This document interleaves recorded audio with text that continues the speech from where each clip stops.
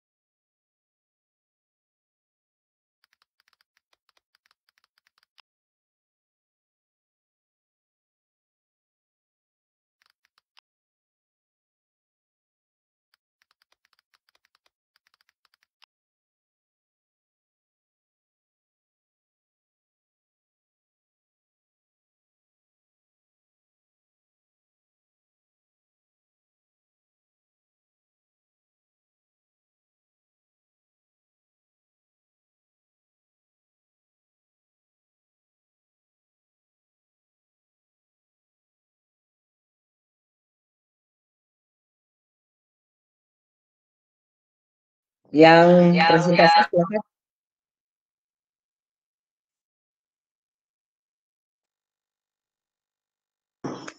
Pak, mohon maaf Pak sebelumnya.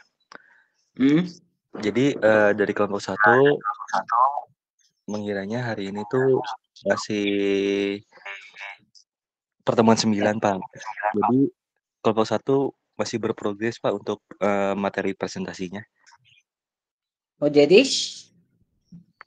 Ya, jadi ini kan udah pertemuan 10 ya di sini kemarin. betul. Iya Pak, betul. Terus Jadi belum terlalu siap Pak untuk materinya.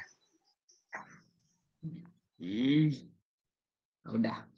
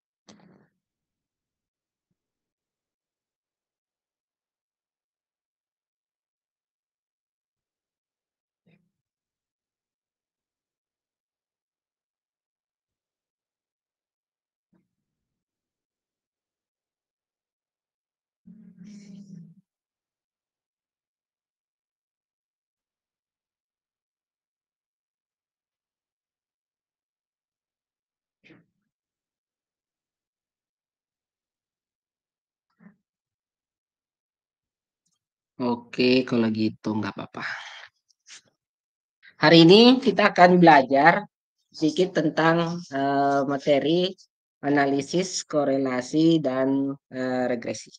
Ya, analisis korelasi dan regresi itu sebenarnya adalah suatu analisis yang masuk dalam statistik inferensial. Ya, Apa yang saya sudah jelaskan kemarin di paling awal bahwa statistik inferensial itu adalah sebuah teknik statistik yang digunakan untuk membuktikan hipotesis. Sedangkan untuk analisis korelasi dan regresi sendiri, bagian daripada analisis untuk melihat hubungan ataupun pengaruh antar variabel satu dengan variabel yang lainnya. Perbedaannya antara analisis korelasi dengan regresi itu terlihat dari hubungannya atau pengaruh timbal baliknya.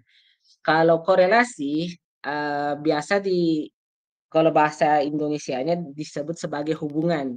Nah, kalau hubungan itu berarti terjalin antara dua atau lebih dari beberapa objek. Misalnya hubungan antara laki-laki dan perempuan.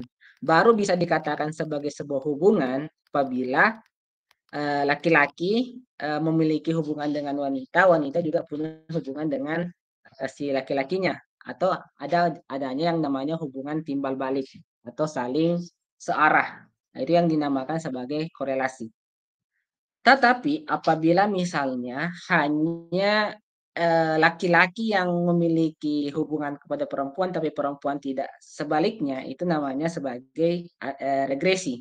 Dalam artian kalau kita analogikan dalam bentuk variabel, analisis korelasi adalah hubungan timbal balik antara X dengan Y. Nah, sedangkan kalau regresi itu hanya searah X ke Y saja, tapi tidak sebaliknya Y ke X. Itu perbedaan fundamental dari analisis korelasi dan regresi. Oke, hari ini saya tidak mau banyak bahas materi, tapi saya langsung ingin memberikan contoh terkait dengan tutorialnya bagaimana sih bentuk analisis korelasi itu, jenis-jenisnya apa saja, dan ya nanti kita coba lihat ya. Oke, nanti software yang saya gunakan itu adalah software JASP. Sebelumnya udah download semua ya JASP-nya? Sudah nggak? Oke, sambil lihat tutorialnya aja nanti kita coba membagikan data.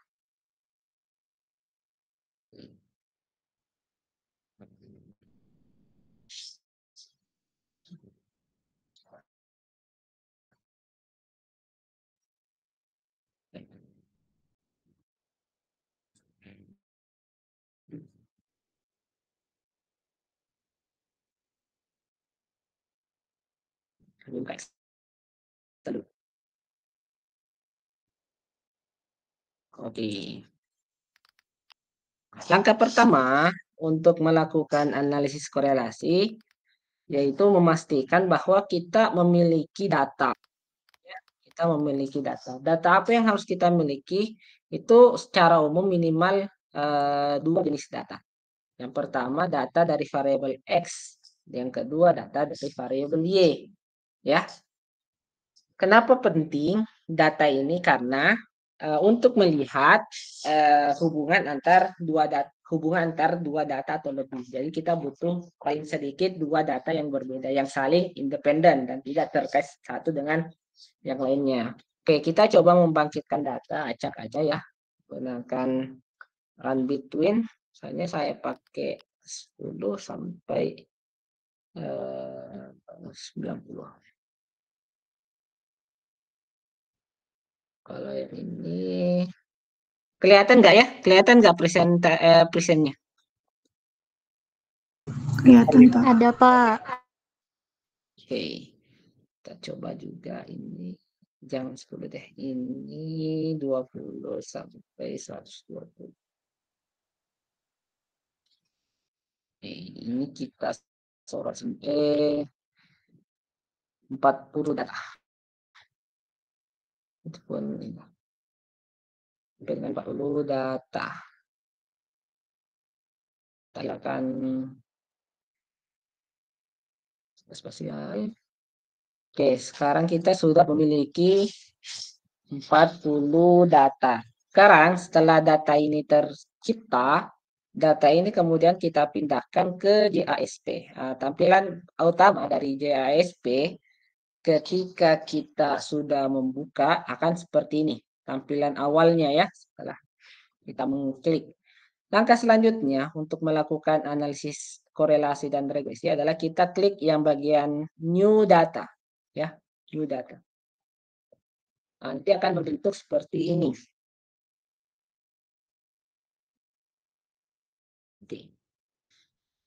Setelah itu, data yang tadi ada di Excel ini kita copy ke sana. Ya, kita copy semuanya ke sana, ke sini ya.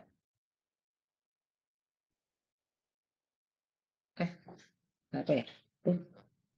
GISP-nya keluar. Tunggu. Loading.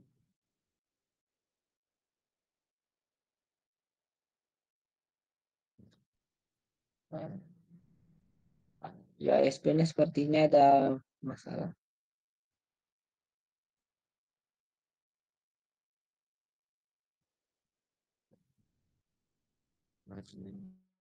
Oh, dah.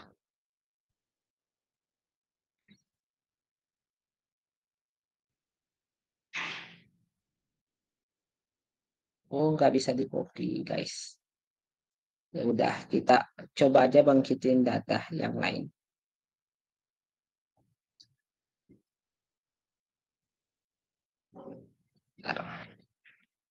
Lagi loading. Kita copy dulu datanya ke Word aja kalau gitu.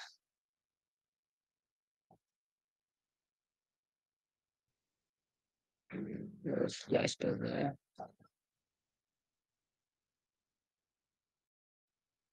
Just lagi loading.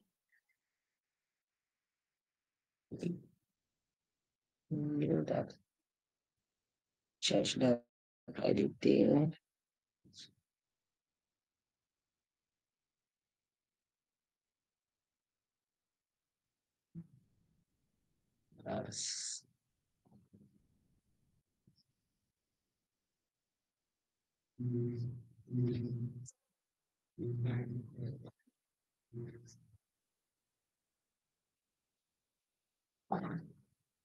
Oke, sudah tercopy. Nah, sekarang ke data yang kedua. Biasanya mungkin Excel karena dia nggak support Excel, jadi kan tadi loading seperti itu. Kita copy dulu ke Word, kemudian copy satu-satu. Oke, kalau datanya sudah tercopy seperti ini, langkah selanjutnya kita bisa mengganti nama kolomnya. Nanti misalnya nama variabel ya. Caranya gimana ya? Kita double kita pilih dulu scale-nya. Pastikan nanti di sini dalam bentuk kan nanti datanya nominal, ordinal dan interval. Nanti pastikan untuk analisis data korelasi regresi semuanya harus dalam bentuk interval atau scale. Nah, sekarang untuk mengganti namanya tinggal double klik di bagian kolom nama ini. Setelah itu kita ketik misalnya di sini adalah sales marketing ya. Marketing. Di sini marketingnya. Oke, sudah berubah ya. Diklik dulu nanti di sini nanti akan otomatis berubah. Kemudian kolom nomor 2 sini diganti menjadi jumlah penjualan.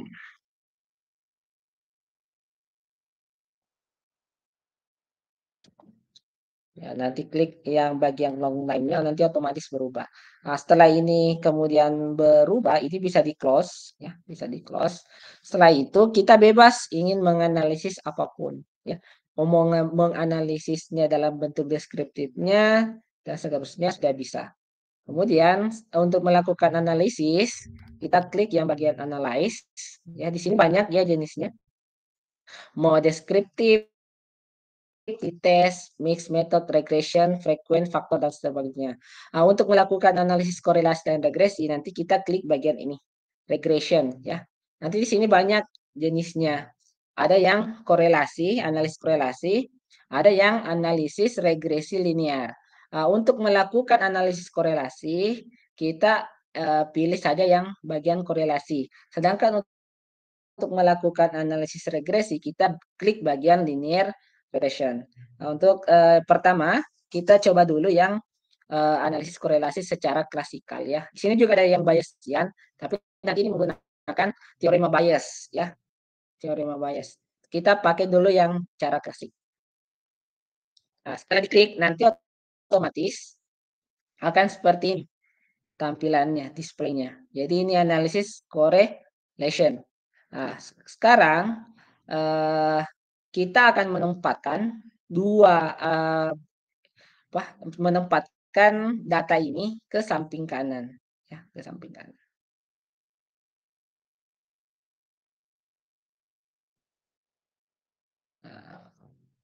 Sorry.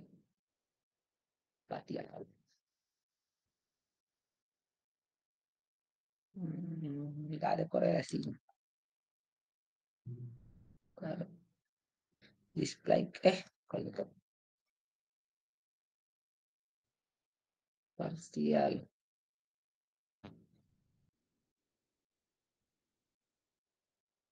Oke, kita sudah memperoleh di sini ya person correlation-nya di sini. Ini otomatis. Ini nanti menggunakan analisis korelasi person dari produk moment. Ya. Yang mana nilai korelasinya? Jadi nilai korelasinya yang ini. Negatif 0,193. Artinya bahwa korelasi antara marketing dengan jumlah penjualan itu korelasinya negatif. Itu karena kenapa bisa demikian? Karena ini bukan data betul. Karena ini data bangkitan ya. Makanya bisa seperti itu. Dan juga V-value-nya itu 0,234. Kalau kita bandingkan dengan alfa 0,05 artinya V-value lebih besar daripada nilai alfa sehingga bisa dikatakan bahwa marketing tidak memiliki hubungan yang signifikan dengan jumlah penjualan berdasarkan data yang kita lakukan. Ini berdasarkan rumus dari atau persamaan dari person correlation.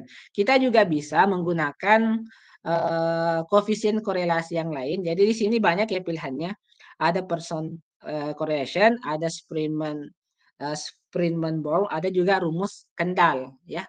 Kita bisa pilih bebas yang mana mau kita checklist semuanya dia akan muncul otomatis kan ya. Ya, ini muncul. Jadi ada yang person correlation, ada yang Spearman, ada Kendall, semuanya muncul dalam satu baris ini ya, dalam satu kolom ini. Kemudian di sini masih banyak sekali file-file yang kemudian bisa kita lihat ya, bahkan juga kita bisa lihat scatter plot-nya. Kita coba lihat density-nya. Oh, nggak bisa ya, karena salah satu kelemahan dari data bank kita tidak mungkin bisa mendapatkan data yang baik. Coba data yang saya coba carikan data yang lebih baik. Intinya bahwa dalam penggunaannya, oh ini udah muncul semua ya. Oke, ini udah. Tinggal nunggu saja. Nah, ini semua sudah terlihat dari plot. Salah satu kelebihan dari aplikasi JASP dibanding dengan aplikasi dari SPSS itu plot yang paling saya suka adalah plotnya karena plotnya sangat lumayan menarik untuk kemudian didisplay dalam sebuah hasil riset ya. Ini banyak banget, tinggal kita lihat aja. Di sini juga ada asumsi. Kemudian dia untuk uji multivariate normality dan uji normalitasnya saya maksud. Di sini juga masih banyak lagi yang lainnya. Nanti tinggal dipilih saja sesuai dengan kebutuhan. Bahkan di sini juga kita bisa melihat korelasi positif dan korelasi negatifnya. Ada. Bahkan bisa juga melihat efek size itu seberapa besar pengaruhnya sebenarnya efek size itu. Ukuran efeknya, dampaknya seperti apa. Oke. Ini untuk analisis korelasi. Terus kalau kita ingin melanjutkan ke analisis regresi bagaimana? Nah, kita klik aja bagian ini lagi, kemudian klik linear regression. Nanti paksakan nambah filenya. Jadi yang tadi analisis korelasi tidak hilang, dia cuman ditambah, ditumpuk ya, cukup. Nanti di sini linear regression kita bisa melakukan. Oke, untuk pilihannya di sini ada yang dependent variable. Dependent variable itu adalah variabel Y. Nah, dalam hal ini variabel Y yang tadi adalah jumlah penjualan, ya, jumlah penjualan. Nah, terus setelah itu apa lagi? Setelah itu kita masukkan marketing, nanti di back for masukkan dia di apa sih? Ya. Oke. Ini sudah terlihat ya. Di sini summary statistiknya, ini correlation-nya tadi, kemudian adjust correlation-nya juga sudah ada, RNCA-nya. Dan di sini yang kita lihat sebenarnya untuk melihat apakah ada pengaruh antara X dengan Y atau marketing dengan penjualan, kita lihat saja di bagian tabel ANOVA-nya. Ya, untuk melihat apakah marketing berpengaruh terhadap jumlah penjualan. Nanti lihat p-value-nya. Kalau p-value-nya lebih rendah daripada 0,05, itu ada pengaruh. Tetapi ketika p-value-nya lebih besar daripada 0,05, berarti dia tidak ada pengaruh.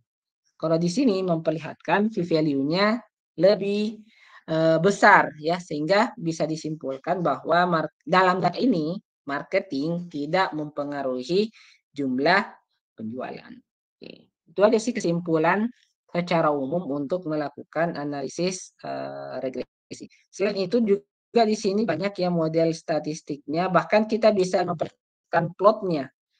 Nah, tapi plot yang bisa diperlihatkan di sini residual versus dengan dependent. Residual itu kayak misalnya errornya, errornya. Jadi nilai error yang bisa kita perlihatkan. Tuh, kita klik aja, perlihatkan. Ini di sini. Intinya kalau di ASP sebenarnya itu banyak banget plot-plot yang kemudian disediakan secara otomatis ya. Salah satu kelebihan dibanding dengan aplikasi-aplikasi yang lain. Sebenarnya di R juga bisa, cuman kalau di R kita akan basisnya adalah coding. Kita untuk menunjukkan plotnya kita harus melakukan codingnya terlebih dahulu. Tapi kalau di JASP itu tinggal klik, ya nanti akan muncul otomatis. Ya. Oke, sampai di sini. Ini aja sekedar pengantar dikit terkait dengan simulasi, analisis, korelasi, dan regresi. Barangkali ada yang ingin ditanyakan terlebih dahulu.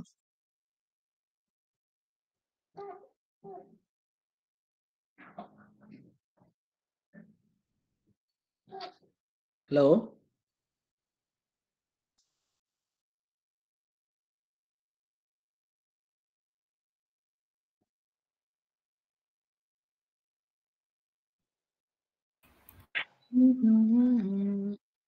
Sejauh ini kemungkinan aman, Pak. Oke, aman ya. Oke, saya coba ingin melakukan lagi, tapi data yang benar nih. Tadi kan data yang kurang bagus ya. Kita coba data yang hasil skripsi. Data-data yang sudah bagus. Analisis data eksperimen.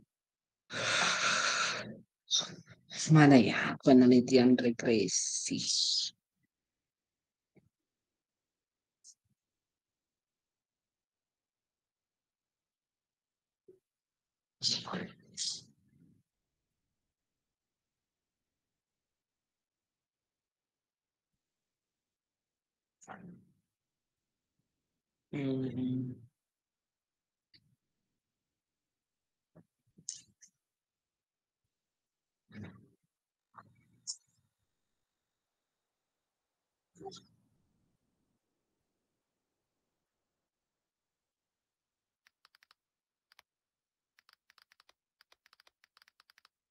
Oh, bukan.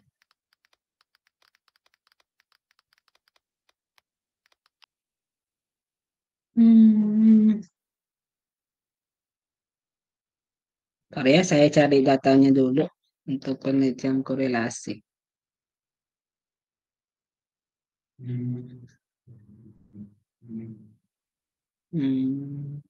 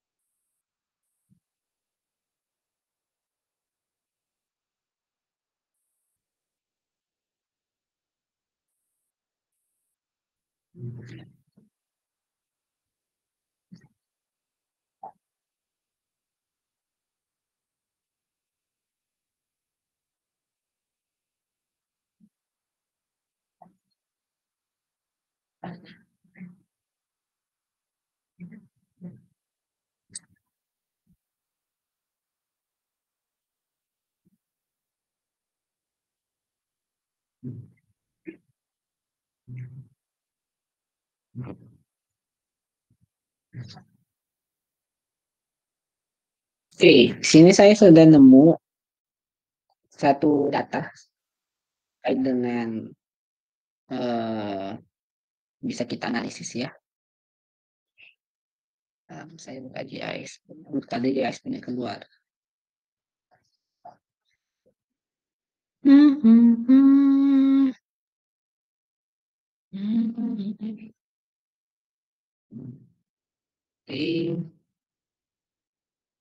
Keluar aja. Nah, ini data yang ini data bagus ini. Nah, jadi kalau misalnya data analisis korelasi regresi, biasanya itu kita ngambilnya dari angket. Cara tabulasinya nanti akan seperti ini. Ini adalah salah satu format tabulasi daripada angket. Jadi urutan 1, 2 sampai 25 ini adalah angketnya, jumlah angket atau jumlah item-item pertanyaan. Sedangkan yang ke vertikal ke bawah ini adalah jumlah respondennya. Jadi jumlah respondennya ada 50 dan jumlah pertanyaan atau jumlah item butir pertanyaan di angket itu ada 25. Terus cara mentabulasinya nanti gimana? Ini tinggal dijumlahkan semua. Jadi jumlah yang di sini yang yang khas, misalnya yang 4 ini artinya dia menceklis sangat setuju.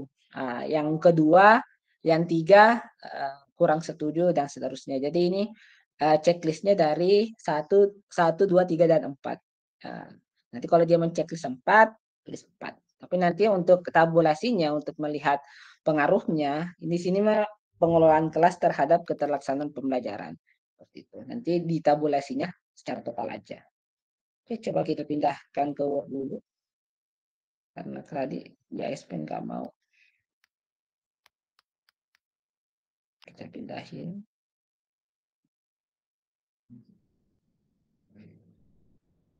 Ke sini. Loading dulu. Oke, setelah itu kita pindahkan variabel ini ya.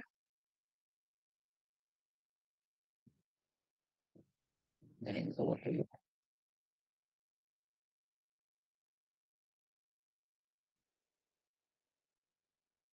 Ya, ingat datanya ini adalah data yang dalam bentuk interval. Kalau masih dalam bentuk ordinal ataupun nominal itu tidak bisa dijumlahkan. Oke, kita coba untuk melakukan analisis korelasi terlebih dahulu. Jadi kolom 1 dan kolom 2. Nanti kita pakai 3 ini aja. Oke, teman-teman lihat di output di sini ya.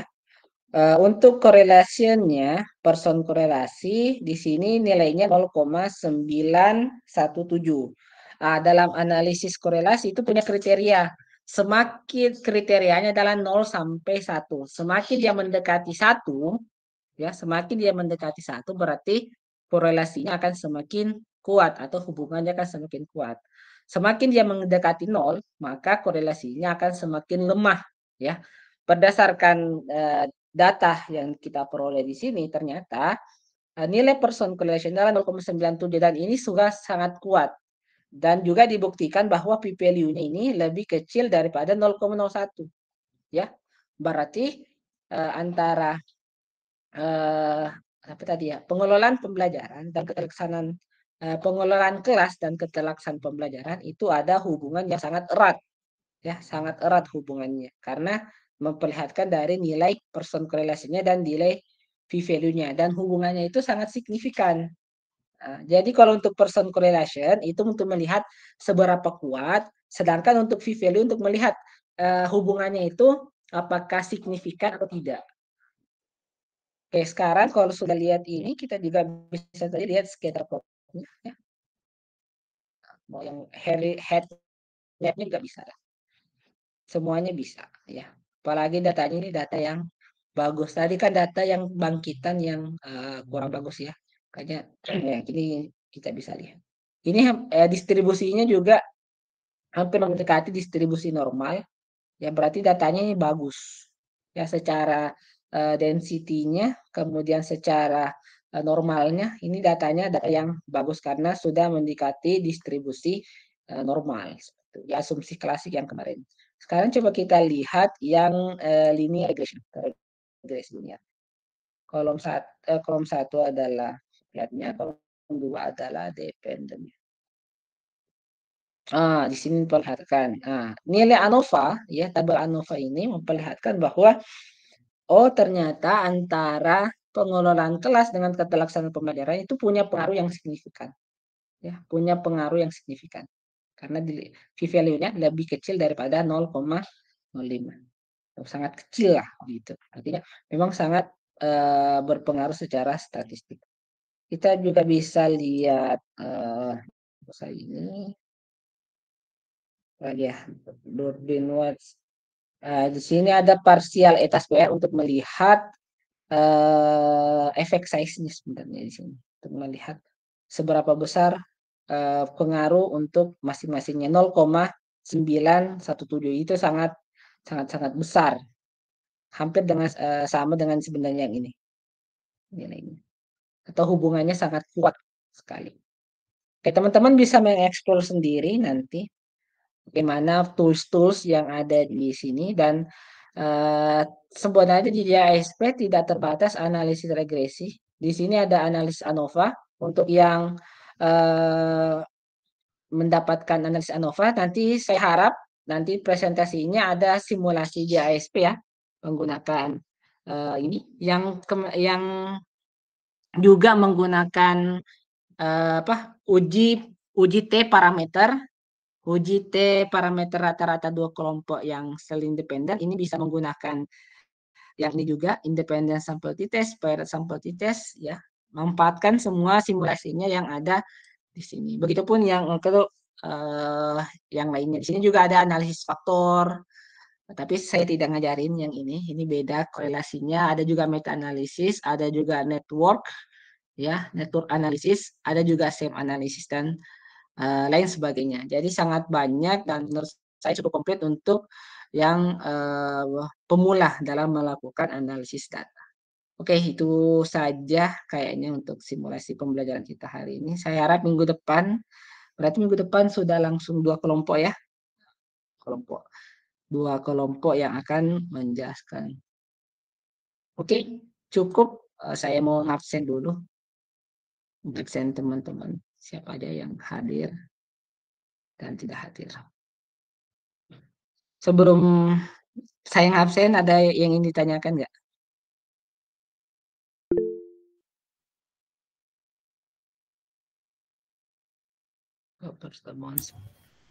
Pak, saya izin bertanya. Oke, silakan.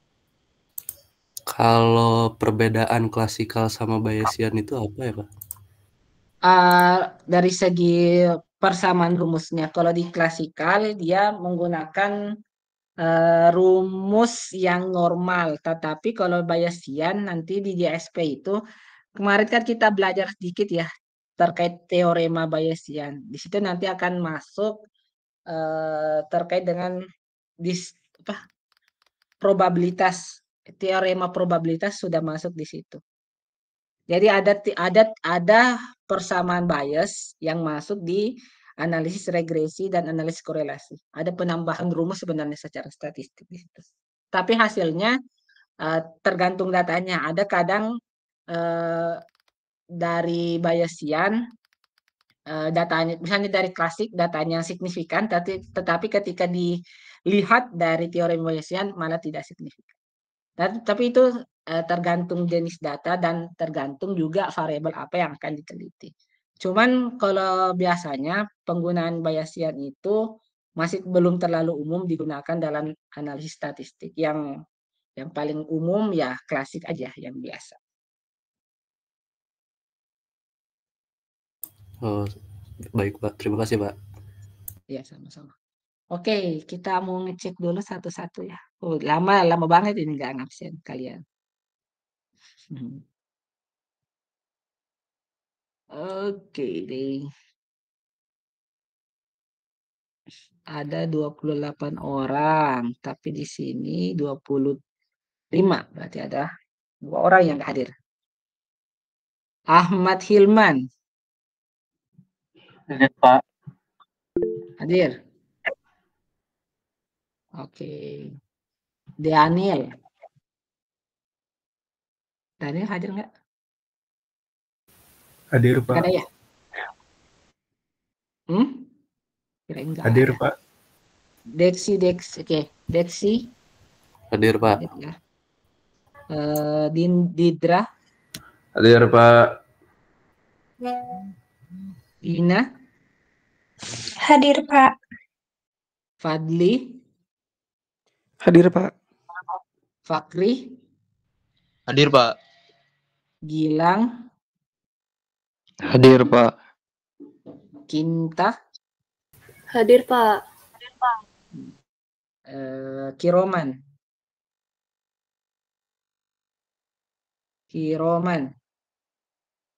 Mana orangnya? Gak ada ya? Oke, Laras. Hadir, Pak. Mirza. Hadir, Pak. Muhammad Dafa. Hadir, Pak. Oke, Muhammad Zaki. Hadir, Pak. Muhammad Fauzan. Oke, Muhammad Fauzan hadir. Mufti. Mana Mufti? Oke, Mufti nggak ada. Muhammad Ilham. Hadir, Pak. Oke. Muhammad Nabil. Oke, nggak ada ya Muhammad Nabil. Muhammad Rafi. Hadir, Pak. Oke. Muhammad Rafi. Nia. Hadir, Pak. Hadir ya. Kurbaya. Hadir, Pak. Oke. Rafli. Hadir, Pak. Restu. Hadir. Oke, Restu hadir. Roy. Hadir, Pak. Septiawan. Hadir, Pak. Yes. Steven. Oke, Syahrul. Hadir, Pak. Vina. Hadir, Pak. Oke, saya ulang ya. Jadi tadi yang nggak nyahut itu dan saya nggak hadir. 1 Kiroman. Oh, berarti nggak ada ya Kiroman. Coba saya cek di sini. Memang nggak gabung. Kemudian Mufti, memang nggak ada orangnya ya juga. Senabil, nggak ada. Oke, berarti 3 orang yang hadir. Sip. Minggu depan mudah-mudahan sudah bisa ya presentasi, langsung 2 kelompok saja. Ada simulasinya juga ya, nanti pakai JASP saja. Boleh diulangi simulasi dari saya kayak tadi yang analisis korelasi regresi, tapi ingat durasinya karena ini 2 kelompok, jadi tidak terlalu lama. Paling presentasi bisa 30 menit masing-masing ya. Oke, demikian pertemuan kita hari ini. Lebih kurangnya mohon maaf. Minal aidin wal faizin. Selamat Hari Raya Idul Fitri. Oke, untuk pertemuan minggu depan kita lihat dulu ya. Barangkali saya dengar-dengar gedung baru sudah mulai dipersiapkan untuk penggunaan. Kalau misalnya gedung baru ternyata sudah siap minggu depan untuk pertemuan 11 dan seterusnya sampai dengan UAS, mungkin kita akan melakukannya secara offline, secara luring, bukan lagi secara daring seperti ini. Tapi kita tunggu dulu kepastian dari pihak akademik terkait dengan fasilitas ruangan. Oke, demikian. Assalamualaikum warahmatullahi wabarakatuh. Waalaikumsalam warahmatullahi wabarakatuh. Terima kasih, Pak. Pak. Sama. Terima kasih, Pak.